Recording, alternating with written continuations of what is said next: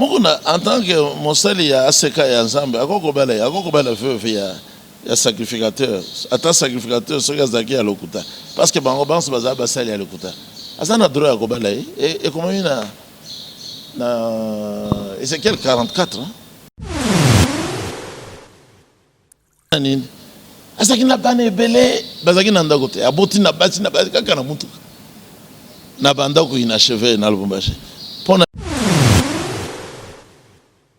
nini bokoke na hotel topo bayebani mingi alo esika ya kobomba ya malamu ezali kaka mutuka ndeko ya lukusa oyo azalaki adjoint na ye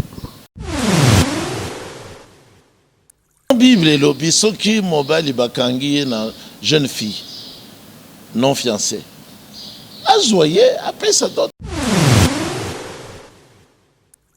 abomaki mwana mwasi moko ya église ya groupe na bango na Lubumbashi na maison inachevée na mbeli abomi ye atiki ye cadavre epoli etango mobali nyonso oyo bozomona ezala nani ezala roi basalaka ye po alinga basi mingi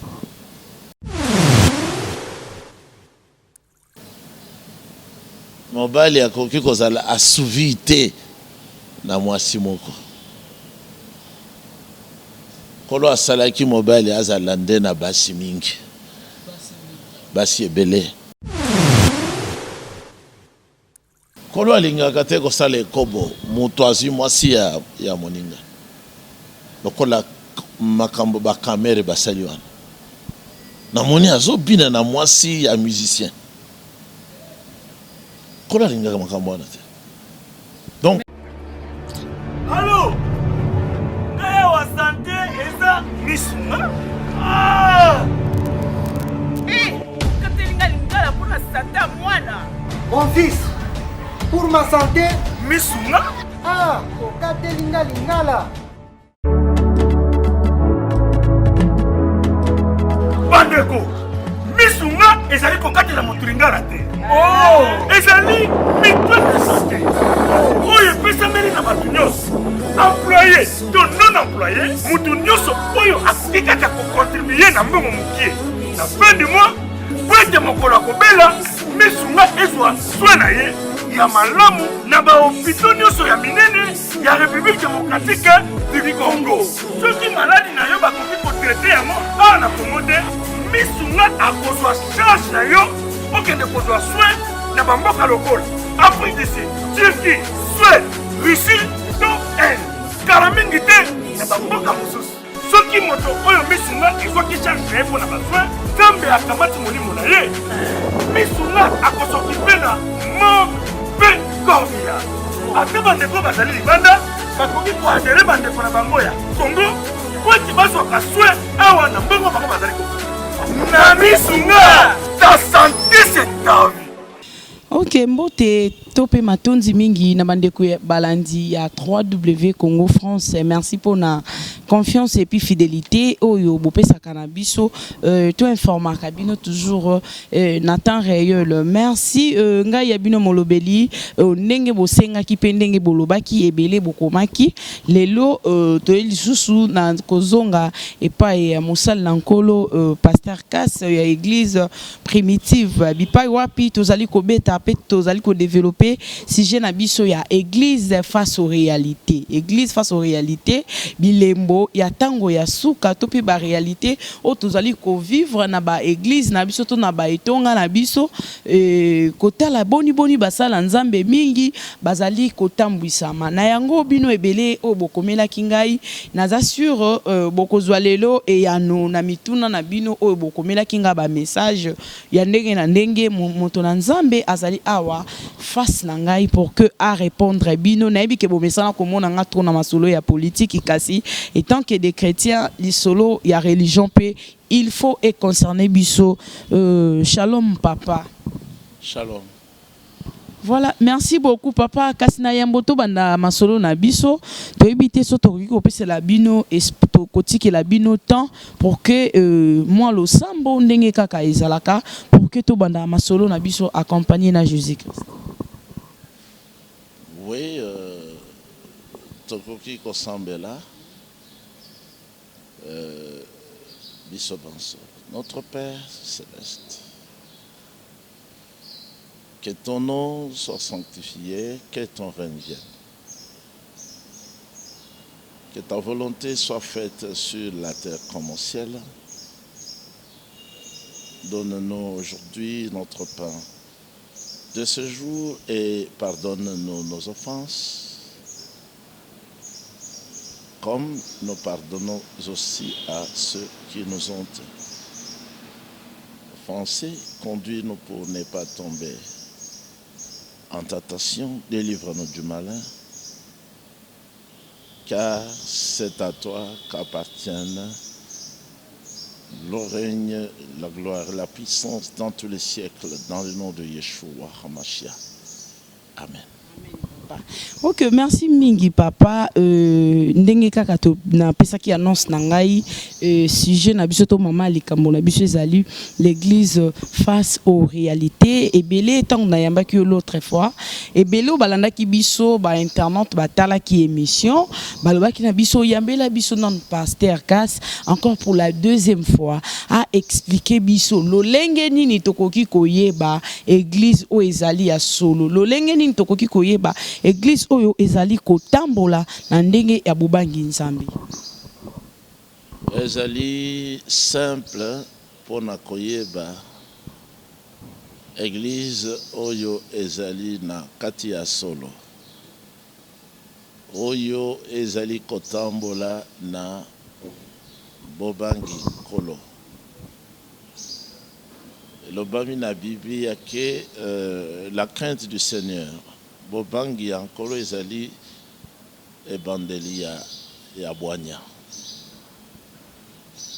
Donc ecclesia ezali na kati ya solo ezali ecclesia oyo ezali simana ecclesia oyo ebandaka na Yerusalem. Pa na ba juif oyo ezali kondima solo mobimba ya Biblia banda Genèse ti Apocalypse. Baeba komaka Ancien Testament bazalaki ba Yuda batikeli nzela na bati ya Nouveau Testament babakisi liloba na Nzambe esuki ndenge wana.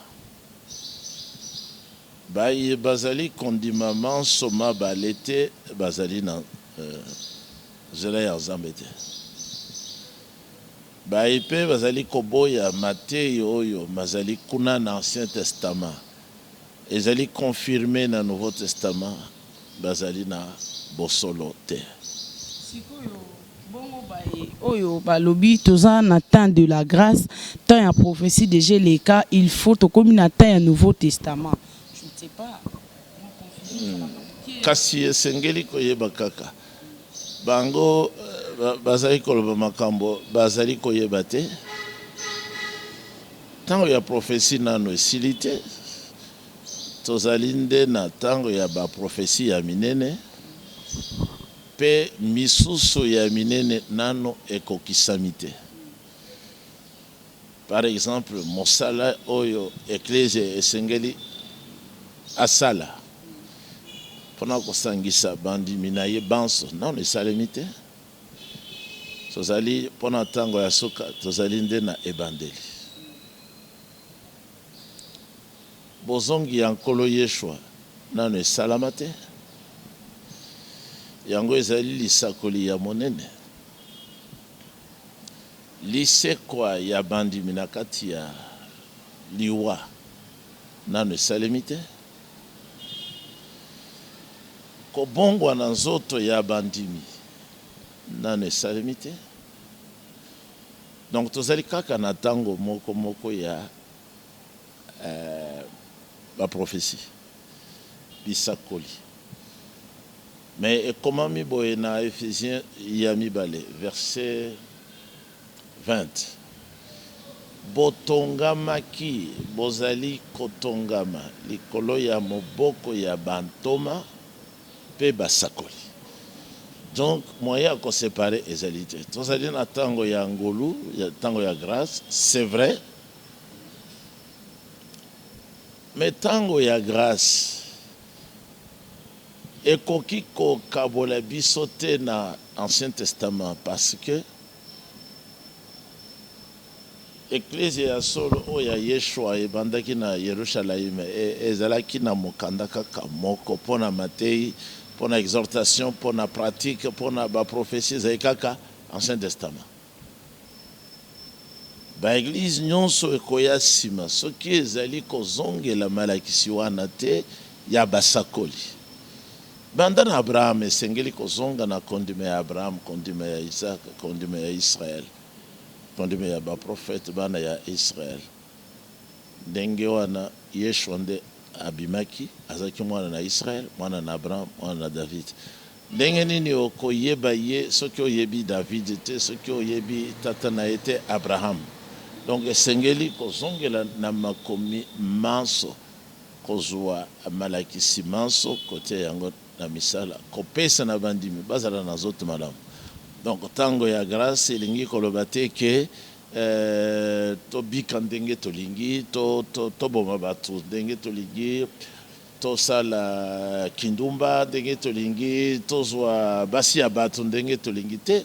Tango ya ngolu elingi koloba ke nkolo alimbisi masumu mabiso manso sikoyo azosenga biso tobika selon mobeko, selon les commandements. Toyiba pete, toboma te, tokosa te, tosala prostitution te, tosala ki adultère te, tolakisa ke tokomi na liboso na likolo, pardon, likolo ya mibeko. Mibeko esalemi mpona ba méchant.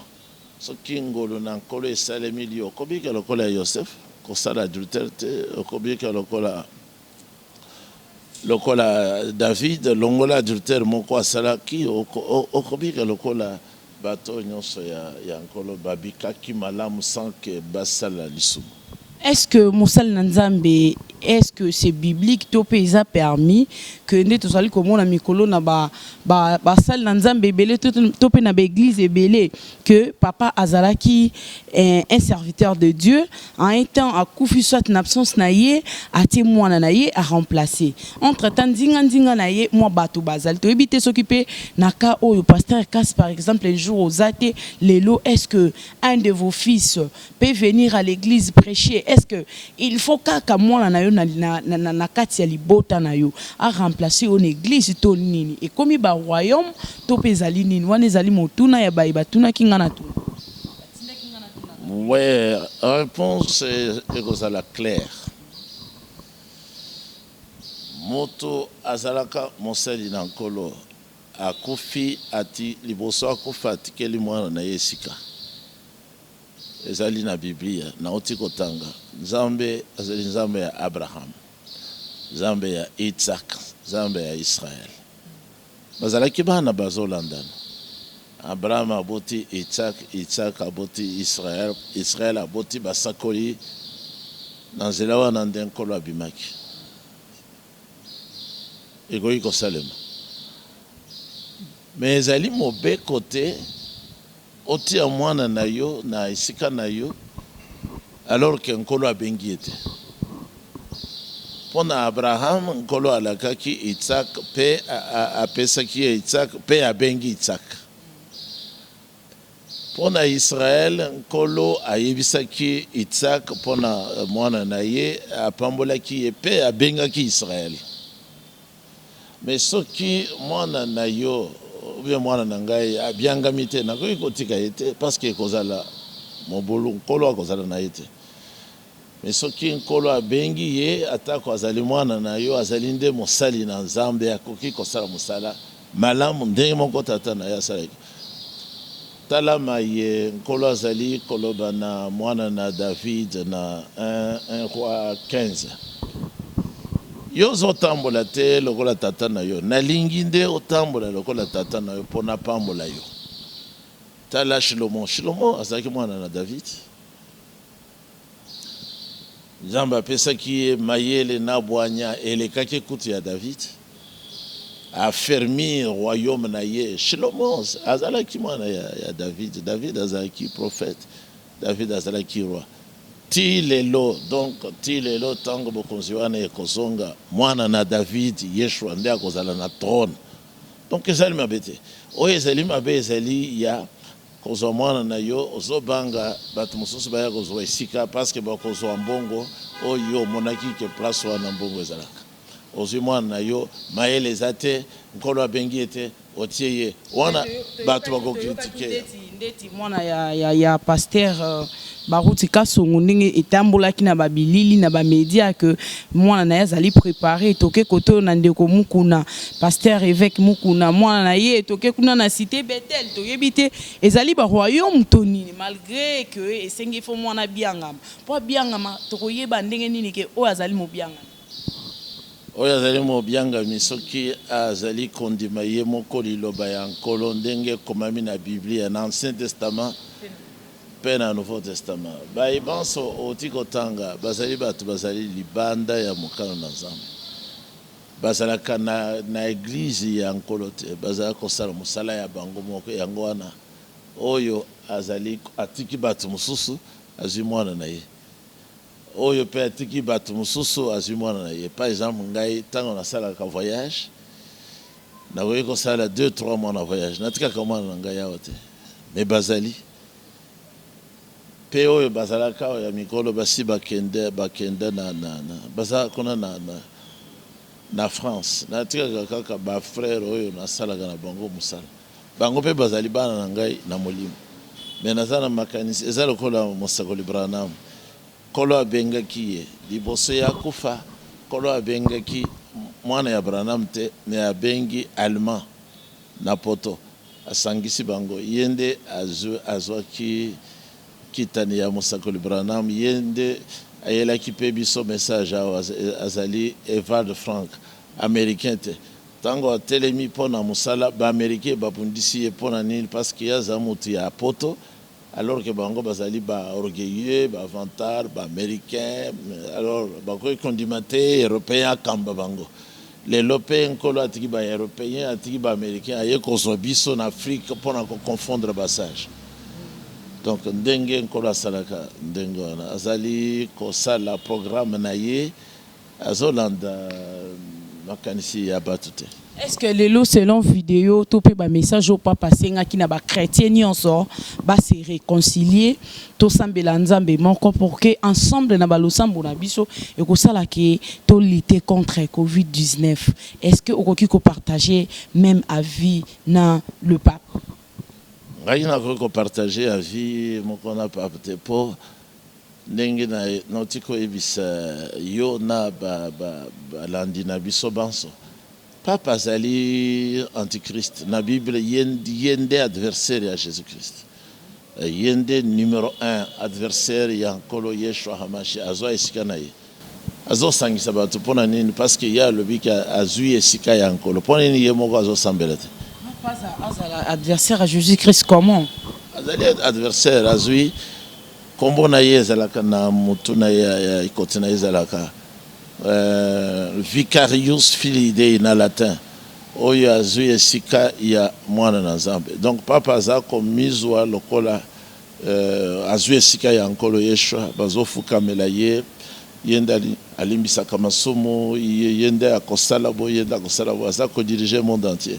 Nakanisa ke motuna ekei na sens ya convocation na ye ya sans ya mitano oyo le 14 ou le 15 qui a causé l'alliance na bato wana ezali peut-être boko kisami ya lisakole lobike motelemeli ya Christ akosala alliance na baike Daniel 9 verset 27 ce qui ezali oyo wana donc etikali muke koloya etikali pe muke suka donc yo okoki kosala ngoti mais bango baza ba chrétien ba croire pe na Jésus-Christ. Donc la bino boza ba chrétien sauf que bino boza pe na William Mario Branham mais biso nyonso tout obi ke to croire na Jésus-Christ. Na koki kosala likambo wana te parce que ezali okay ko osali alliance na Satan yango wana kaka Il y a une manifestation à Satan sur la terre. Satan a péché kit naye, makasi naye, nyonso naye, zalindena, pape, basambi sakaete. On yenda za ko diriger la politique mondiale. Biso lokola toyambi mosakoli. Pona biso Branham azali moto azwi esika ya Jésus-Christ te, azali mosali ya moke ya Jésus-Christ. Biso tondiminde ministère ya prophète. Afongoli déjà biso miso. Wanande bazali meto benga kabango nene bana ya Satan bayende kokota na kati na biso na message po bamema mingi na libunga. Branham akokozwa esika ya Nzambe te. Branham azali prophète lokola Paul azalaka lokola akokanisi Branham na mosakoli Jean-Baptiste, na mosakoli Moïse, na mosakoli Noah, na mosakoli Abraham. Alors en dehors il y a titre wana ya prophète Branham azana titre mususu te, mais bakosi ba faux frère ya lokuta nde basali eloko moko oto ya Branham. Yango wana ngai na bango pe tokoki koyokana te, bazali bana ya Satan. Boza bato bo croire na message à Branham. Pourquoi koyokana te? Bon mettre un peu les points sur les i pour que boyokana. Mais les points sur les i ngai moko nde natiaka ya ngai. Natiaka yango na oti kotie yango na en face ya Baruti Kasongo. Tozalaka na ina rigini. Na bandaki guerre contre ye na 83. Tilelo ezokoba na lakisi bango na télévision akosi awa akoseli Branham awa akoseli awa ezali polele akekuluka basoda baya kobomanga Judas mikolo yo kaka akekuluka basoda na quand church na assemblée na epe azana basoda apesi bango mitindo bozo mona te bazo bundisa ngai po basoda wana baya basi ba mena se ngai. Message wana ezali enregistré tostotiki yango na ba sécurité et pas nyonso presque. Donc nasi na tie ba point sur les i ata liboso ya Eva de Franck na lande qui est en Allemagne na laxie place à Okosia na kendiki pe na Amérique pa frère Branham bana na ye mbongo ebele na lobi bango tala ndenge bolongoli eteni ya message yao bolongoli ya bozongisa yango. Donc les points sur les îles nazo pesa ngai nde na pesaka ngai kaka tumususu azate mais balingi te lokola basi bami tomboli bakomi batu minene bakokondima conseil te eh bien tokoko sangana na bango te bango bazote lokola pape ye wana azosangisa batu bakende biso tokoko sangana na antichrist te pape azali antichrist. Na Matthieu 24 tango bayekoli batonaki motuna na Jésus-Christ Yeshua Hamashia yebisa biso temple oyo bakobuka yango tango nini ndenge olobi pesa biso kasi elembo ya bozongi na yo ya boyei na yo pe elembo ya fin du monde abandi ndene makambo ya papa alobi ke elembo ya liboso ezali moto oyo akoya kozimisa batu mingi akomeba na papa réponse ya liboso alobi papa na église catholique et batu bazotala wana te bazotala pandémie bazotala non mais signe elembo ya liboso alobaki nini bakosa bino te bosala ke mutu moko akosa bino te mais mutu wana ezali papa kosi batu ebele na mokili mobimba na communiqué wana oti koloba alobi ke ayokani pe na ba musulman a conclure na bango biso to ebaki ke akosala yango pe aso sala yango iso sala est-ce que ça fait déjà qu'il n'a pas musulman déjà pe ba se réconcilier? Oui, parce que yende azali chef ya mokili mobimba pour telemela ye il fondé ngolu la grâce ya Nzambe pe samela yo pour discerner que ezali omoni biso to ebaki yango bandakala ngai na ebandeli ya kondima na ngai ya message du temps de la fin mosala na bandai kosala nazali nano étudiant nandeko na ngai Thomas Kalonji aza na Amérique C'est qui y a qu'à dévoiler misala ya pape, misala ya église catholique. Tout ça qui est donc kabolo. 79, 78, 79. Otakala. Tilelo, nazo continuer. Merci beaucoup Pasteur Cass pour nos détails humains. Tokende nanu na lisolo topé oyo et ningisi monde entier et ningisi et kitisi voir même kondima ya ba chrétien et mbutu na mto ba chrétien ya affaire Pasteur évêque Monkuna ya ba vidéo ezali ko tambola ezali ko circuler ba yeke ba chrétien pe bazaza na ba vidéo wana selon Pasteur Monkuna lobino ezage ya batu ya ngambu ya FCC nde baluka ki ba piéger eza montage ba vidéo ya nudité na eda mwana mwasi en train de faire des rapports sexuels bon excusez nga bandeko rapports sexuels na kati ya mutuka ye mosala nzambe et puis mwasi wana zalaki mwasi na yete eza soki pe mwana na ye ya molimo to yebite ezali nini yo tant que mosala na nzambe conseil nino koki kopesa na basala na nzambe to pe na bae bazali kolanda biso awa. Conseil n'a pas ce kango en termes clairs. Mobali nyonso e bozo mona ezala nani ezala roi. Basala kaye po alinga basi mingi. Mobali akoki kozala assouvité na mwasi moko. Kolo asalaki mobali azala nde na basi mingi. Basi ebele. Po asilisa. Po sa na ye ezali nanzo. Ezali po sa nanzo to. Leçon na pesa yango. Ezali nzambe asali polygamie. Ayibi po na nini? Ayibi ke polygamie nde ko pesa mobali motema pio na tranquillité afin de skamoko azala malamu. Tango nkumu David asaleki likambo ya mabe azwi mwasi ya moninga na ye ya soda na ye azuize mi mwasi wana mutu moko ayebaki te kaka ye David na mwasi me nkolo ayebaki abomaki mutu wana mwasi wana pe oyo zoloba nalandi témoignage na ye mobali wana nakanisike na yebiye azalaki na nzoto pembe lokola yo namonaki na groupe de prière kala na bane 78-79 soki ezali ye asi akufi kambo etikalaki ya lupango sikoyo kolo alobi na David me napesi yo basi ebele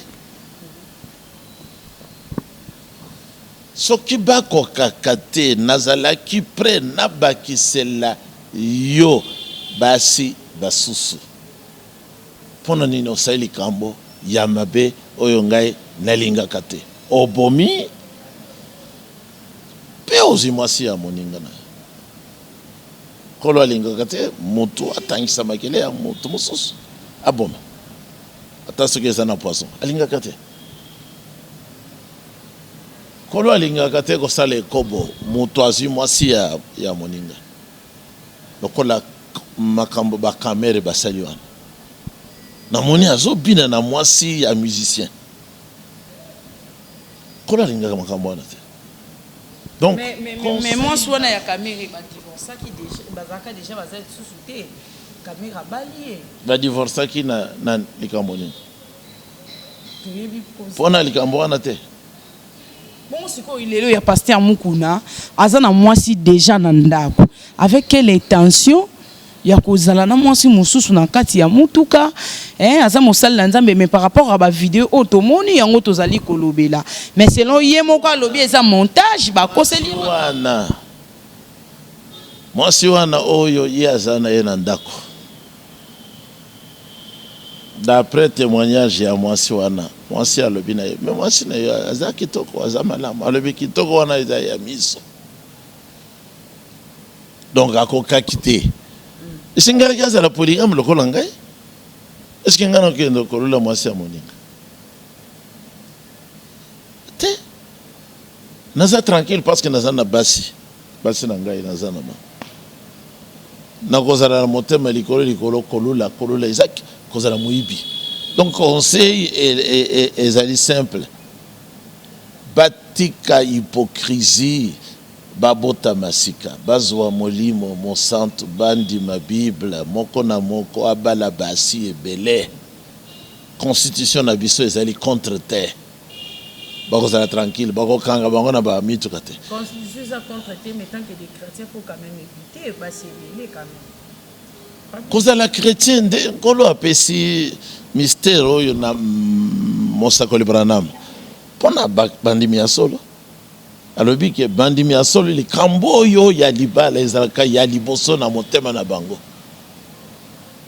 parce que balingi ba vivre droitement engebene na liloba na Nzambe. Siko ndeti pona dossier ya évêque Mukuna, le responsable ya ACK, Assemblée chrétienne de Kinshasa, l'évêque Pascal Mukuna. Yé au moins eza tendenge yozo ba yé au moins eza ser wana za ser ya église mobile na ye ya kufi eza ki ba dossier lupango ba makambo belé. Mais Mukuna ye moko pe na ndenge na ye azo défendre ngo. Entre tabiso surtout na christianisme to yebi ke polygamie ba autoriser kate. Bango moko ba côté rabiso ngo pe tozali kotanga ngo deux fois na Biblia. Mais lelo tomo na pasteur Mukuna na état wana na ser ya église na kati ya mutuka. Soki eloko ndengo wana est-ce que ezali malamu, est-ce que acte wana eza malamu tope mabe parce que moi si azali ko affirmer mais ngambu ya évêque aboya lobi ezali montage ya bato FCC ya azali ko accuser FCC nde bato bazali ba auteur ya likambu ya problème ya wana ya ngai ezokamwisa ngai te parce que nayebi ke ezalaka bomoi na bango na ba groupe de prière oyo babengi lelo ba assemblée ba église bango baza na église te baza na Saint-Esprit te oyo ekoki kopekisa bango makambo wana ezali oyokaki azotanga ba pasteur Lucas pasteur Lucas azotanga Coutinho kasi bato wana kaka immoralité na immoralité Lucas ayebanaki lokola nga nazali kosala mosala awa na pasteur moko leki ya Lucas janda wa janda Lucas wa janda nde tata na bango vi ya mabe Lucas wana kaka na mutuka na ye pona nini asaki na bana ebele bazaki na ndako te aboti na basi kaka na mutuka na bandako ina cheve na Lubumbashi pona nini bokoke na hotel to po bayebani mingi. Alors esika ya kobomba ya malamu ezali kaka mutuka ndeko ya Lukusa oazaki adjoint na ye bomaki mwana mwasi moko ya église ya groupe na bango na Lubumbashi na maison inachevée na mbeli abomiye atikiye cadavre et poli etango bazaka ko benga bazaka koluka mwana na bango akufi balobi me mwana moko ayaki ya okoluka ye batindaki ye batuni mwana lobi we batindaki ngai na papa tel bangana ba papa tel nde abengi ye wana mwana mwasi wana boyaki ko avorter mingi alobi yambalo na conforter te eleki ale abengi ye bisika baza okende chaque fois na zamba abombaki mbeli yao ya mulayi akomi kuna abemisi yango abomi ya tiki ya na zamba. Et pourtant Bible elobi soki mobali bakangi na jeune fille non fiancée azoye après sa dot azoye lokolo mwasi na ye polygamie yango wana. Mais ok kopomba kuna azwa pe moi mwasi wana ko se mwasi nemba ya zali veuve mwasi wana zali veuve soki oye azoloba témoignage ezali solo mokuna en tant que mosali ya ACK ya Nzambe akokobala veuve ya sacrificateur ata sacrificateur soki azalaki ya lokuta parce que bango banso bazala basali ya lokuta aza na droit ya kobala ye ekomami na Ézéchiel 44 40 ou 44. Et puis, comme dans Lévitique 21, verset 7. La veuve, la veuve, il y a sacrificateur. Où il y a comment il s'est passé? Les filles, il y a une one. Il y a une moussa dans sa maison, na mawate. Yo linga ki mwana mwasi. O bondeli yo, bondeli yo, bondeli. Andingi, o baby si, o tiki. Non. Faut quand même que ça n'a pas. Faut que ça n'a pas.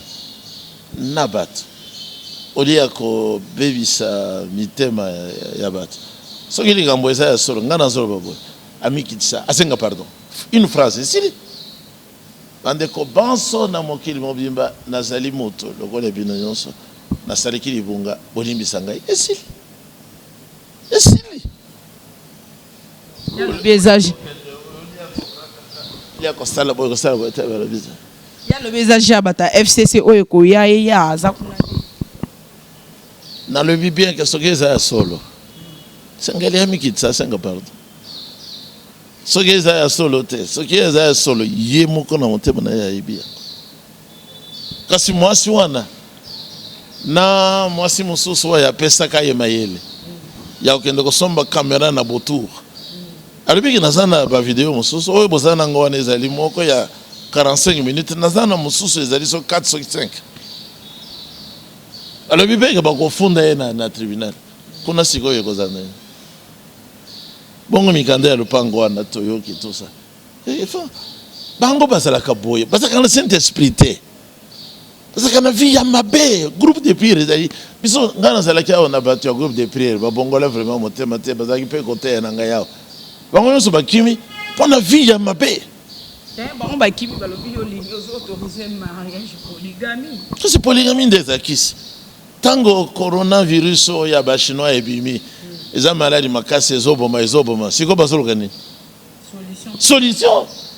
Alors solution à côté les misami bali bakende ko batama te basala ka boete eza la montage te eza la boete polygamie kola le biké solution ezali remède polygamie botika ya za libre bala basmusus sinon ko sala na mwasi moko na ndako yepe asalembi mwasi kaka moko na ya zote ba prédicateur bazo telema liboso bazo mona basi bakeseni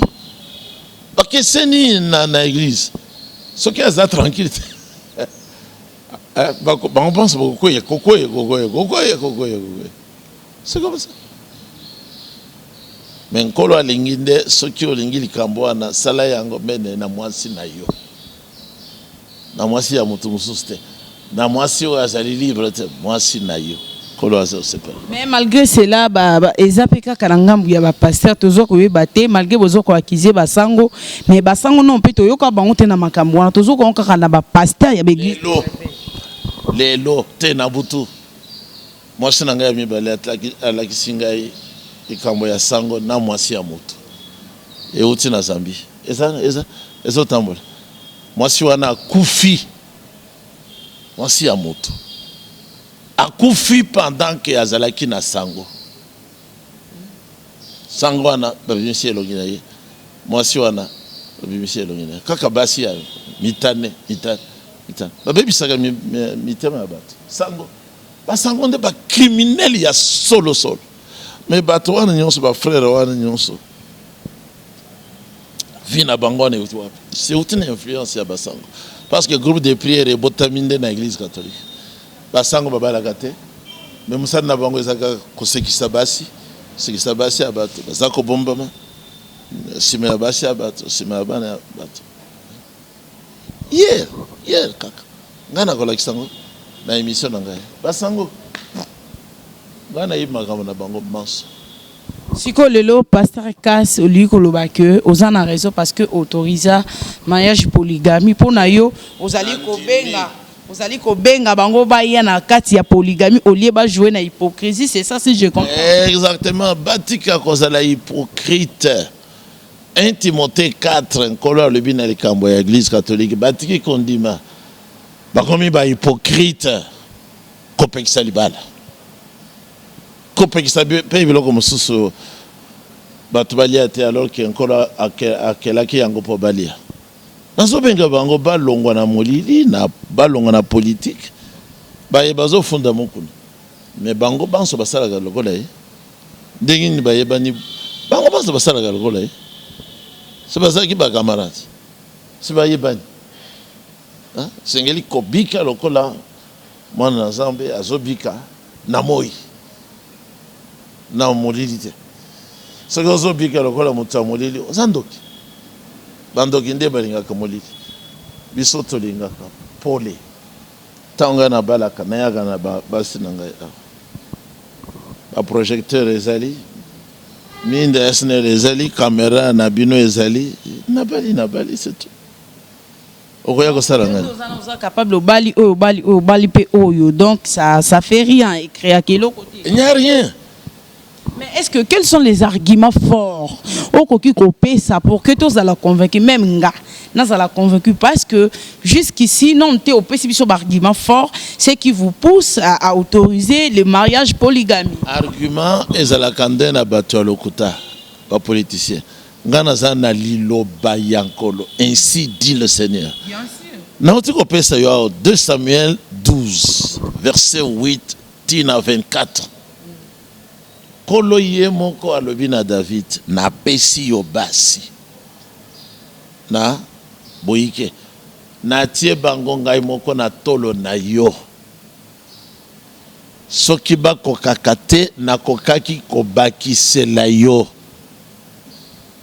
lisusu ya liboso yango wana ya mibale ezali partage ya bavierge na nombre 31 kolo ye moko asali calcul équitable ya partage équitable ya bavierge na église mobimba alepi 16 000 na bacombattant oyo bakendeki bitumba 16 000 ya basali balevite 32 ya ngai Nzambe donc Nzambe ye moko aza polygame ye mpe ye moko alobi bomba ya ngai mpe 30 na chapitre na pesi nombre 31 bande na verset 25 parce que ye pe akendeki na bango na bitumba yinda peseki bango victoire alors alobi soki botangi 50 botie moko epa na ngai botangi 50 botie moko alors bokabola bino banso 16 na ngai 32 azui ya ye 32 apesi yango na sango mokonzi Eleazar argument mibale na esprit na yo argument maloba mibale oyo ezali intouchable ainsi dit le Seigneur kolope na Nouveau Testament lobi bokonzi alola ezali polygamie baseka zomi babimaki mpo bakende kokutana na mobali na bango ya libala. Matthieu 25 confirmation yango wana na Deutéronome na kanisi 17 balobi esengeli témoignage ezala mibale omisato ikolo liboso ya kosala jugement. Ok, merci beaucoup pasteur parce que au permettre biso au moins to yambayo lelo lisusu na plateau na biso bandeko balandi bino bayibo komela kinga ba message bino bayibo linga kina yamba lisusu mosal na nkolo. J'espère que ceux qui bolingi lisusu ba mituna to pe ba question bokomi mosal na Nzambe bazali a ko répondre na temps réel na nzela na biso ba pandisango bokozwa lisusu ba éclaircissement plus na bandeli lisusu bo mesana kolanda biso mingi na mai o etali politique ya mboka na biso kasi religion pe il faut et concernant ka biso ndelelo tozalaki toujours na sujet na biso ya église face aux réalités bipai wapi to développer makambo ebele zali ko se passer na ba église na biso en général. Merci pasteur Moussa Nzambe, j'espère que to comme na suka masoloni no koki koloba na peuple de Dieu et puis surtout na pandémie à Covid-19 oyo ezali kotungisa monde entier tisikoyo ebele ya mabota bazali kolela ba perdre bandeko na bango ebele pe bazali koyeba te bakobanda wapi pe bakosuka wapi na temps oyo ya confinement. Iloba ya suka ezali mutu nyonso ami pesa na nkolo bayenan bazala prêté sengeli bapusana epa ya nkolo Yeshua basala confession ya sincère bapesa moko na moko bomoi na ye epai ya nkolo Yeshua, batubela masumu na bango manso bazwa libatisi na mai na kombo ya nkolo Yeshua HaMashiach pona bolimbisi ya masumu na bango pe bakozwa likabo oyo ya Molimo Mosantu. Nkolo atindi prophète na ye pona kosukisa tango ya grâce pona biso mabota en dehors ya Israël. Mosakoli Branham, attention, bapengwisa bino te na baye bazali kosala makambo minene na kombo ya Branham. Branham atei lokola Paul, atei lokola ba prophète, akende libanda ya Biblia te, atei bakake sambote ya Apocalypse 10 alobi ayebi yango te. Mokolo akoya alobi pe na yebi yango te lokola Yohanan, lokola Yeshua, lokola basakoli. Atei polygamie ndenge nazoloba na mariage et divorce yango nde emoniseli nkolo apesi na Mosakoli Branham pona lingomba na ye na tango oyo ya suka. Zela ya bosolo yango wana. Kolo apambola bino banso na kombo na Yeshua HaMashiach. Numéro na ngai ya telefone ezali 099 99 199 58 0 99 99 199 58. Ok, merci mingi bandeko balandi ya Congo France bino bopesaka biso confiance. J'espère que tokomi na suka ya masolo na biso oyo toyambela ki bino l'homme de Dieu Pasteur Cass, responsable ya église primitive. Merci ngai ya bino tokutani na mikolo ezali koya pe na masolo ya sika o etali religion, toujours avec le même invité. Merci. Congo France Bisona bango bangona biso bisona bango ekara molai France.com, site ya Congo masolo ya danger masolo ya kitoko. Congo France.com